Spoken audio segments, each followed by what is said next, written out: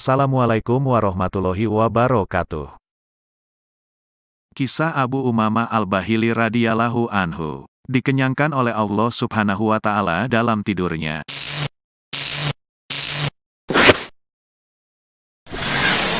Abu Umamah Al-Bahili radhiyallahu anhu, sahabat Nabi yang taat dan perawi hadits. Beliau adalah salah seorang sahabat Nabi Muhammad SAW yang bernama Sudai bin Ajlan atau yang biasa dipanggil Abu Umamah Al-Bahili atau disingkat Abu Umamah. Ia berasal dari kabilah Arab yang dipandang memiliki status sosial rendah, yaitu kabilah Bahilah. Beliau banyak mengambil ilmu dari Rasulullah SAW dan lalu mengajarkannya kepada para penuntut ilmu yang mayoritas berasal dari negeri Syam.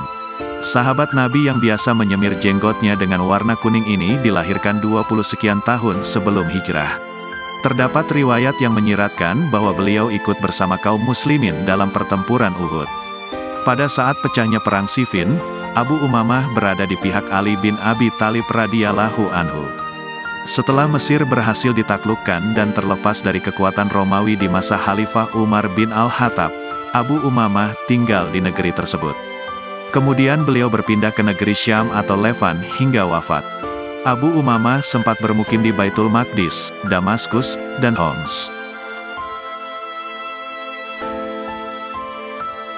Keislaman kabilah Bahilah dengan karomah Abu Umamah. Benar-benar suatu kenikmatan yang hakiki dan amat besar bagi seorang insan, ketika bisa mendapatkan taufik dari Allah Subhanahu wa Ta'ala untuk beriman. Namun tak akan sempurna nikmat tersebut tanpa berusaha menyampaikan kebenaran tentang keimanannya sehingga orang lain pun bisa merasakan nikmatnya beriman. Oleh sebab itulah, Rasulullah tidak membiarkan Abu Umamah diam berpangku tangan setelah dia menyatakan beriman.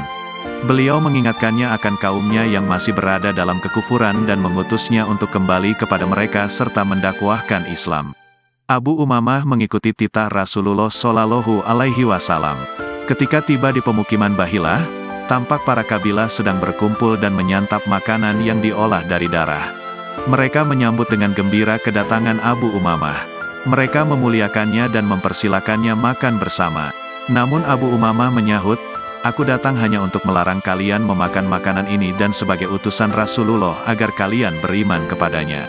Mereka pun berbalik mendustakan dan mengusir Abu Umamah. Tiada pilihan lain bagi beliau selain harus beranjak pergi menyingkir dari mereka meski dalam keadaan lapar dan dahaga. Karena merasakan kepayahan yang teramat sangat, akhirnya Abu Umamah pun tertidur. Dalam tidurnya, Abu Umamah bermimpi ada seseorang yang datang menghampiri. Dia membawakan untuk beliau satu wadah berisi susu. Karena merasa lapar dan dahaga, Abu Umamah pun meminumnya hingga beliau merasa puas dan kenyang. Namun sungguh ajaib, begitu bangun, perut Abu Umamah benar-benar terasa penuh. Abu Umamah benar-benar merasa segar dan kenyang secara nyata. Sementara itu, salah seorang dari kaum Abu Umamah mengungkapkan penyesalannya dan mencoba mengingatkan yang lain. "Telah datang kepada kalian seorang yang mulia dan terpandang di antara kalian, tapi kenapa justru kalian enyahkan dan tidak kalian jamu? Datangilah dia dan antarkanlah kepadanya makanan." Mereka pun mendatangi Abu Umamah untuk mengantarkan makanan dan minuman. Namun pemberian mereka ditolak oleh Abu Umamah. Abu Umamah mengatakan, "Aku tidak butuh makanan dan minuman kalian. Allah telah memberiku makan dan minum." Lalu mereka memperhatikan kondisi Abu Umamah yang memang tampak segar dan bugar. Abu Umamah juga memperlihatkan kepada mereka perutnya yang besar yang penuh dengan susu yang telah beliau minum. Mereka pun terheran-heran, dan akhirnya mereka pun beriman. Hikmah kisah. Janganlah merasa menjadi hamba Allah yang paling beriman, sementara keluarga atau komunitas terdekat masih menjalani hidup dalam kekufuran. Berani menolak dan tidak turut serta melakukan perbuatan haram yang dilarang Allah, meskipun ajakan itu datang dari keluarga atau komunitas sendiri.